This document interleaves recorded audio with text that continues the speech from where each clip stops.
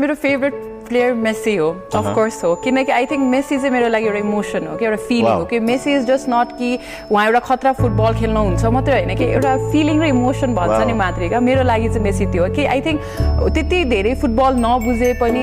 पनि मेसीले चाहिँ सबैजनालाई जोडेर राख्न सकेको इमोसन जस्तो लाग्छ लियोनल मेसीलाई चाहिँ म greatest of all the time हामी जुन गोट भन्छौँ म चाहिँ जहिले पनि अग्री गर्छु त्यो कुरामा र यो यति ग्रेट छ कि उहाँको पर्सनालिटी उहाँको यस्तो राम्रो फुटबलको कन्ट्रिब्युसन फुटबलमा गरिरहेको उहाँको काम उहाँको अचिभमेन्ट्सले गर्दाखेरि हामीले केही दिन अघि न्युज सुनेको थियो कि अर्जेन्टाइनको एउटा पुरा स्ट्रिटलाई नै मेसीको नाम दिएको छ त्यसमा चाहिँ त्यो वाल्समा गयो भने मेसीको पनि पेन्टिङहरू देख्न सक्छौँ र त्यतिमा मात्रै लिमिट नभइकन चाहिँ मेसीको फ्यान फलोइङ यति ह्युज छ मेसीको इम्प्याक्ट यति ठिटो छ कि स्पेनिस डिक्सनरीमा चाहिँ मेसीको चाहिँ सिनोनिम बनाएको छ जुन वर्ड